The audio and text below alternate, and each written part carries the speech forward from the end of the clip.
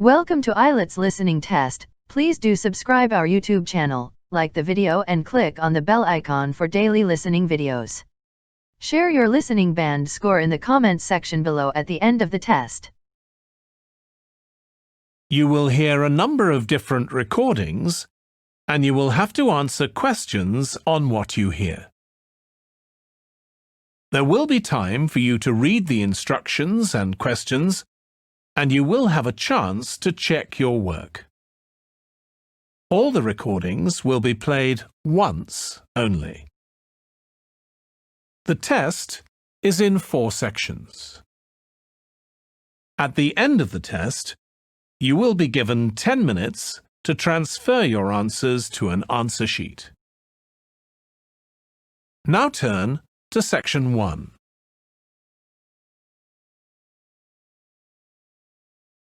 Section 1. You will hear a man telephoning a friend to find out about their local public library. First, you have some time to look at questions 1 to 4.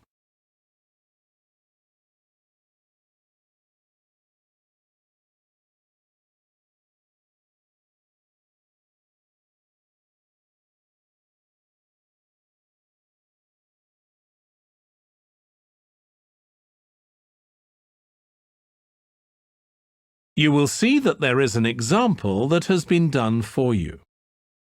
On this occasion only, the conversation relating to this will be played first.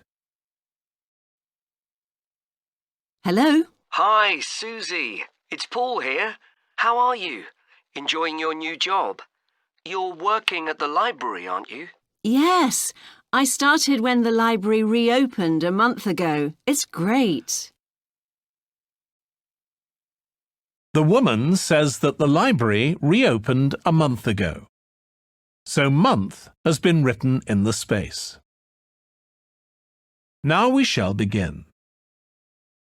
You should answer the questions as you listen, because you will not hear the recording a second time. Listen carefully and answer questions 1 to 4. Hello? Hi, Susie. It's Paul here. How are you? Enjoying your new job? You're working at the library, aren't you? Yes, I started when the library reopened a month ago. It's great. Actually, Carol and I have been meaning to join for a while. Oh, you should. It doesn't cost anything, and the new library has all sorts of facilities. It's not just a place where you borrow books. For instance, there's an area with comfortable seats where you can sit and read the magazines they have there. Some people spend the whole morning there. Wish I had that amount of time to spend. Yes, you must be pretty busy at present, with the children and everything. We are, yes. But we're hoping to get away this summer. We're thinking of going to Greece. Well, we've got a much larger section of the library devoted to travel books now, so you should come and have a look. I can't remember if there's anything specifically on Greece, but I should think so. OK. Now, Carol's organising a project for the history class she teaches at school. It's about life in the town 100 years ago. Do you have anything that might be useful? Yes. Actually, we've now got a new section with materials on the history of the town and surrounding region. Right. I'll tell her. You can't always find that sort of thing on the internet. Now, in the old library, there used to be a separate room with reference books. It was a really nice, quiet room. Yes, we've put those books in the main part of the library now, but we do have a room called the community room. It can be hired out for meetings, but at other times, people can use it to study. I might use that. It's hard to find anywhere quiet at home sometimes. I can't remember how old your son and daughter are. We've introduced a special section of fiction written specially for teenagers, but they might be a bit young for that. Yes, they would be. Before you hear the rest of the conversation, you have some time to look at questions 5 to 10.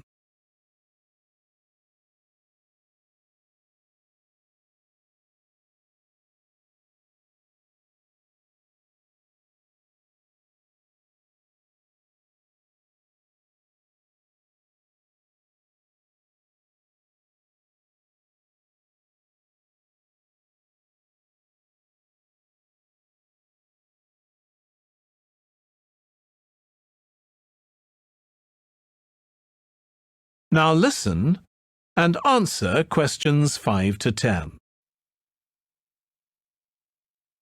Well, we do have lots of activities for younger children. Yes? For example, we have a science club.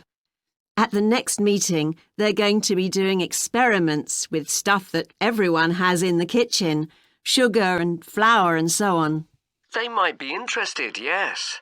And we have a competition for children called Reading Challenge. That doesn't begin until after the end of term. They have to read 6 books and they get a certificate if they manage it.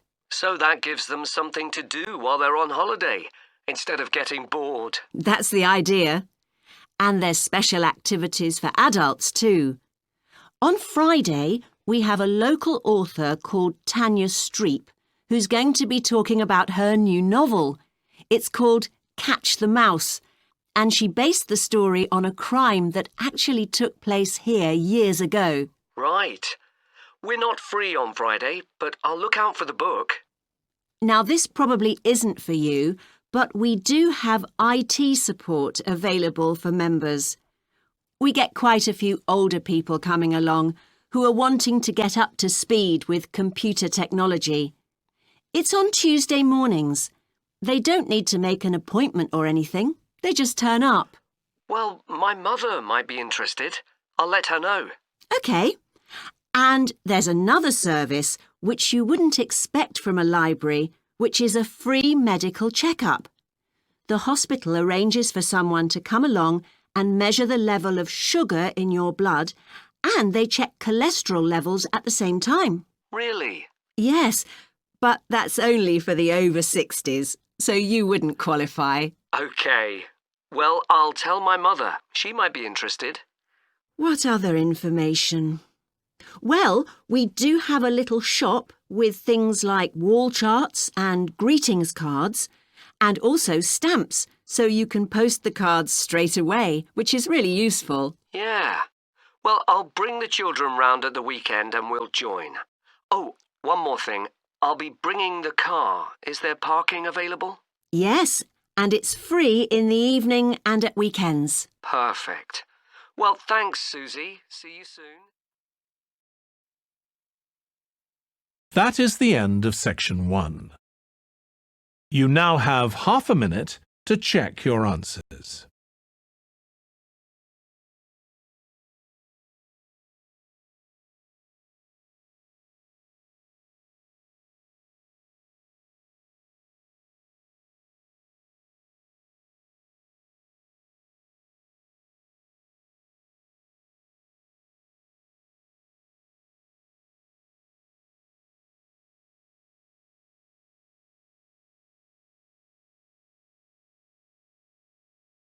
Now turn to section 2.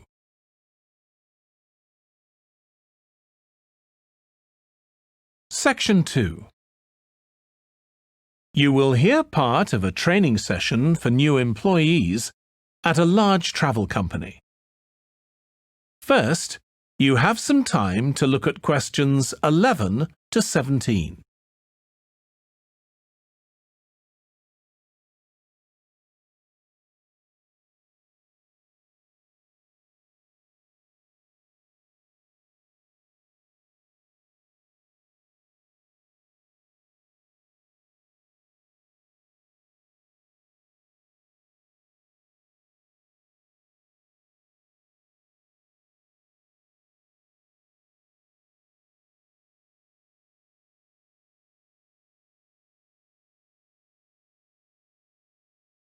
Now listen carefully and answer questions 11 to 17.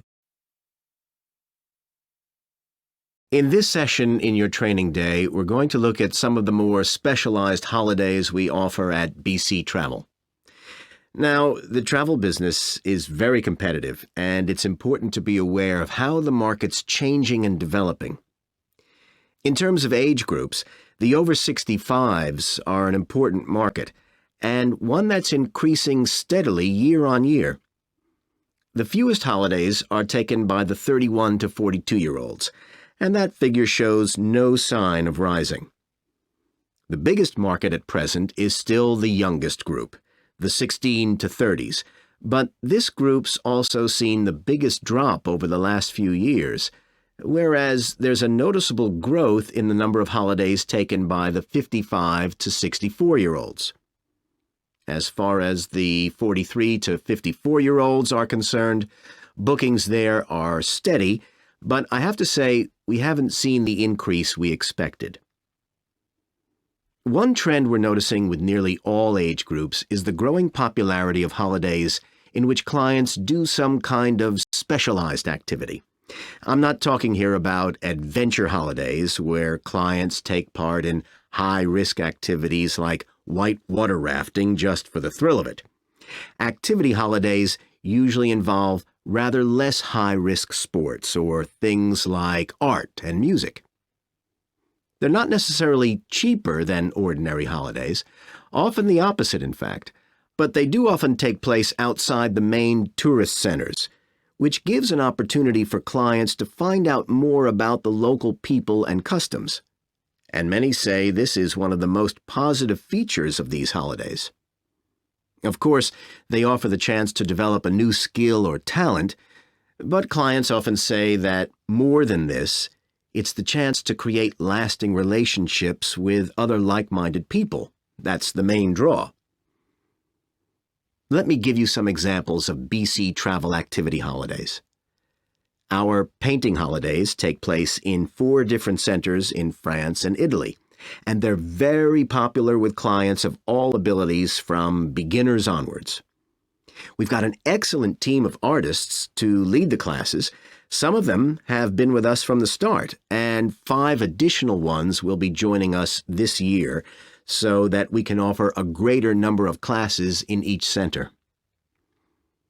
As far as cooking holidays are concerned, I know a lot of agents offer holidays where clients cook recipes related to one particular country, usually the one they're staying in, but we focus on dishes from a great many different ones.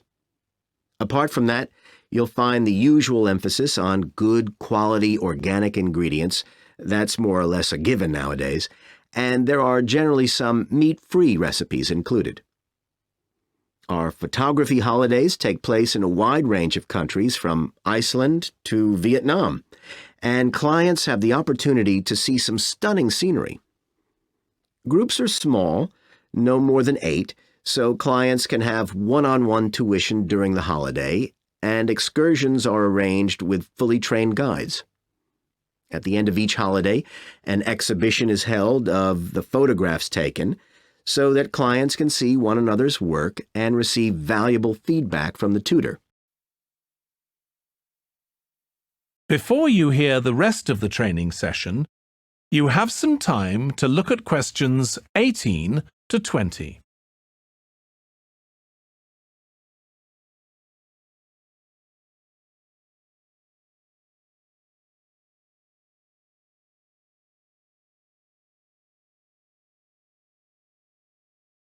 Now listen and answer questions 18 to 20.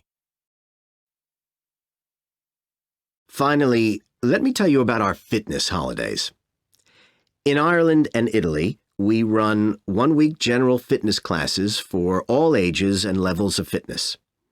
Clients start the course with a consultation with a trainer, and together they draw up an individual program. As well as improving general fitness, clients find that they end up losing much of the stress they've built up in their daily lives. In Greece, we have a 2-week holiday for clients who want to do something about their weight. This has all the features you'd expect, like a personalized diet program, but one of its most popular features is that the exercise classes are all held on the beach. People say it's far preferable to being in a gym. Finally, we offer several holidays in Morocco. One very popular one is the mountain biking holiday. Bikes are provided, and there are different routes according to people's ability. We offer one which is tailored to the needs of families, which is particularly popular. Okay, so that's about all the time I have today, so thank you very much. That is the end of section 2. You now have half a minute to check your answers.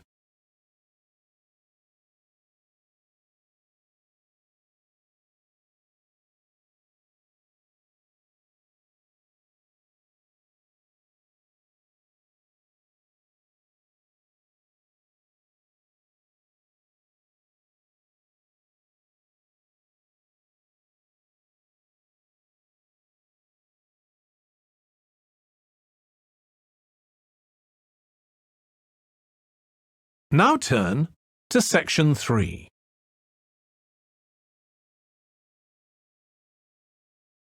Section 3. You will hear 2 tourism students called Natalie and Dave talking about the tourism case study they are doing. First, you have some time to look at questions 21 to 26.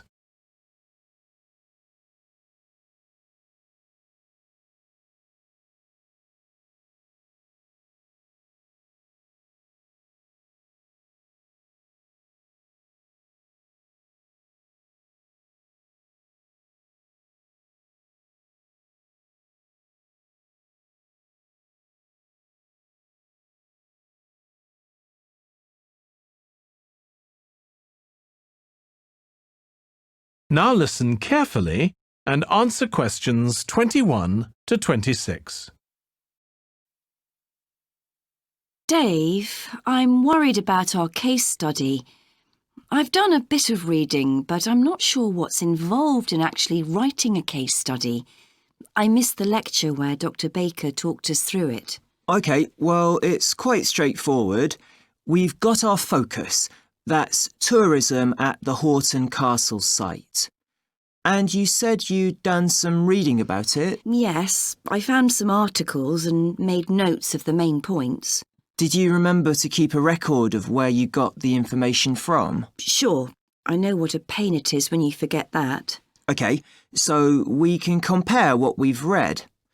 Then we have to decide on a particular problem or need at our site.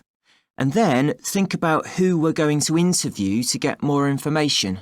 OK, so who'd that be? The people who work there? And presumably some of the tourists too? Yes, both those groups. So we'll have to go to the site to do that, I suppose. But we might also do some of our interviewing away from the site. We could even contact some people here in the city, like administrators involved in overseeing tourism. OK, so we'll need to think about our interview questions and fix times and places for the meetings. It's all going to take a lot of time. And if we can, we should ask our interviewees if they can bring along some numerical data that we can add to support our findings. And photographs? I think we have plenty of those already. But Dr. Baker also said we have to establish with our interviewees whether we can identify them in our case study or whether they want to be anonymous. Oh, I wouldn't have thought of that. OK, once we've got all this information, I suppose we have to analyse it. Yes, put it all together and choose what's relevant to the problem we're focusing on, and analyse that carefully to find out if we can identify any trends or regularities there. That's the main thing at this stage, rather than concentrating on details or lots of facts. OK, and then once we've analysed that, what next? Well, then we need to think about what we do with the data we've selected to make it as clear as possible to our readers. Things like graphs or tables or charts. Right. Then, the case study itself is mostly quite standard. We begin by presenting the problem and giving some background, then go through the main sections. But the thing that surprised me is that in a normal report, we'd end with some suggestions to deal with the problem or need we identified. But in a case study, we end up with a question or a series of questions to our readers, and they decide what ought to be done. Oh, I hadn't realised that. Before you hear the rest of the discussion, you have some time to look at questions 27 to 30.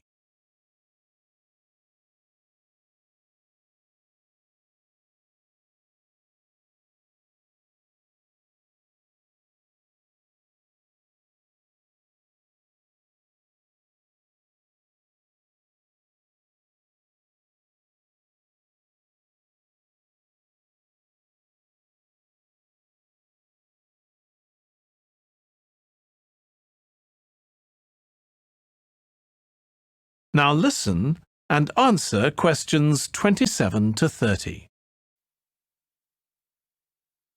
So, basically, the problem we're addressing in our case study of the Horton Castle site is why so few tourists are visiting it. And we'll find out more from our interviews, but I did find one report on the internet that suggested that one reason might be because, as far as transport goes, access is difficult. I read that too, but that report was actually written 10 years ago when the road there was really bad, but that's been improved now. And I think there's plenty of fascinating stuff there for a really good day out, but you'd never realise it from the castle website. Maybe that's the problem. Yes, it's really dry and boring. I read somewhere a suggestion that what the castle needs is a visitor centre. So we could have a look for some information about that on the internet. What would we need to know? Well, who'd use it for a start? It'd be good to know what categories the visitors fell into too, like school parties or retired people. But I think we'd have to talk to staff to get that information. OK, and as we're thinking of suggesting a visitor centre, we'd also have to look at potential problems. I mean, obviously it wouldn't be cheap to set up. No, but it could be a really good investment. And as it's on a historical site, it'd need to get special planning permission, I expect. That might be hard. Right, especially as the only possible place for it would be at the entrance, and that's right in front of the castle. But it could be a good thing for the town of Horton. At present, it's a bit of a ghost town. Once they've left school and got any skills or qualifications, the young people all get out as fast as they can to get jobs in the city, and the only people left are children and those who've retired. Right. Something else we could investigate would be the potential damage that tourists might cause to the castle site. I mean, their environmental impact. At present, the tourists can just wander around wherever they want. But if numbers increase, there might have to be some restrictions, like sticking to marked ways. And there'd need to be guides and wardens around to make sure these are enforced. Yes, we could look at that too. OK, well, we've certainly managed... That is the end of section 3. You now have half a minute to check your answers.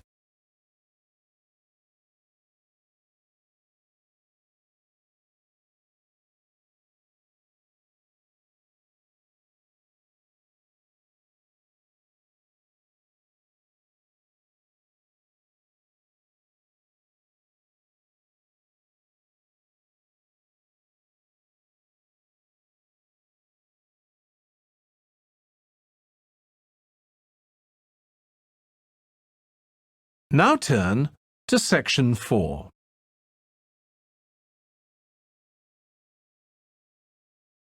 Section 4. You will hear a lecturer on an environmental studies course discussing how birds are affected by environmental change. First, you have some time to look at questions 31 to 40.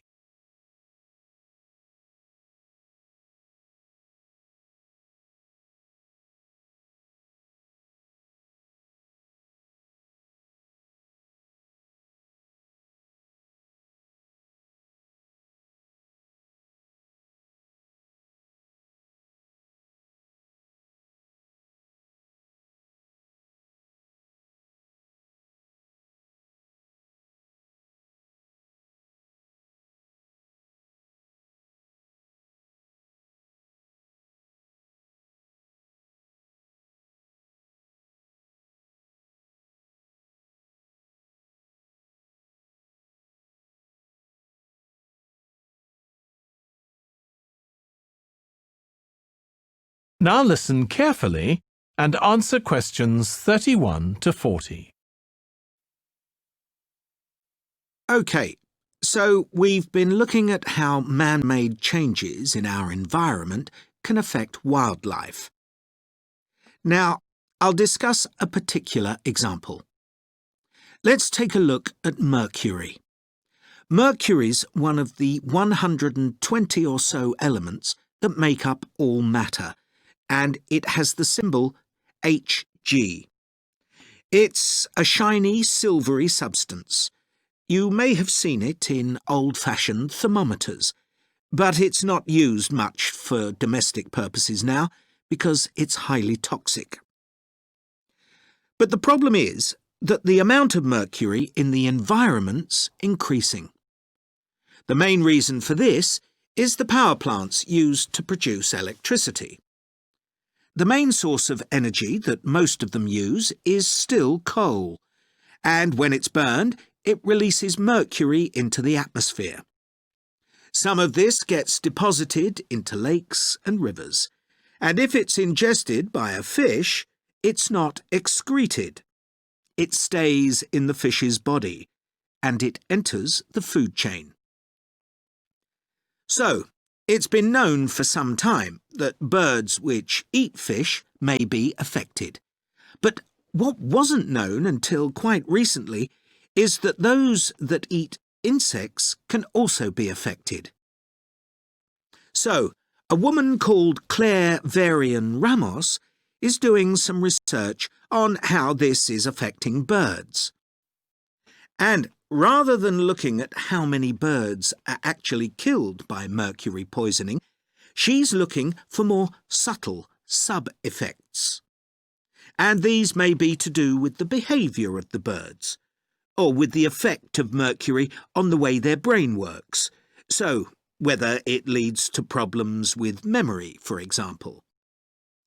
And she's particularly focusing on the effects of mercury on bird song. Now, the process of song learning happens at a particular stage in the bird's development. And what you may not know is that a young bird seems to acquire this skill by listening to the songs produced by its father, rather than by any other bird. And Varian-Ramos has already found in her research that if young male birds are exposed to mercury, if they eat food contaminated with mercury, then the songs they produce aren't as complex as those produced by other birds. So, quite low-level exposure to mercury is likely to have an impact on male birds in a natural situation because it can mean that they're less attractive to female birds, and so it can affect their chances of reproduction.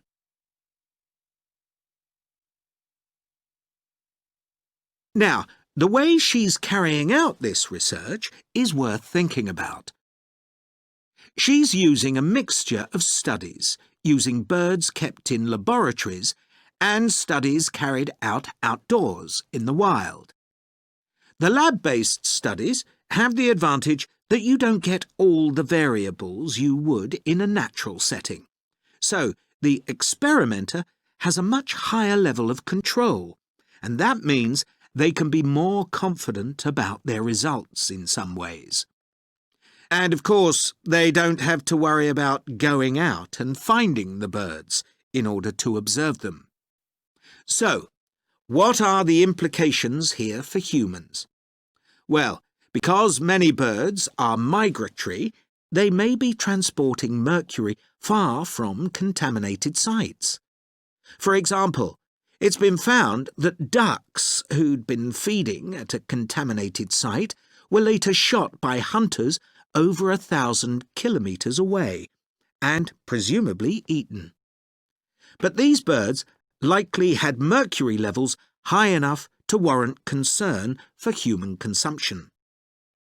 In addition, going back to song learning by birds, we saw that this may be affected by mercury contamination. Well, we also know that in humans, mercury causes developmental delays in the acquisition of language. And in fact, this process is very similar in the brain regions it involves, and even the genes that are involved. But mercury contamination has other important implications for humans as well. It's now known that an unborn child can be affected if the food eaten by its mother contains high levels of mercury, and these effects can be quite substantial. In the end, it comes down to whether more value is placed on human economic well-being or environmental well-being. It's true there are new regulations for mercury emissions from power plants, but these will need billions of dollars to implement and increase costs for everyone. Some argue that's too much to pay to protect wildlife. But as we've seen, the issues go beyond that, and I think it's an issue we need to consider very carefully. That is the end of section 4. You now have half a minute to check your answers.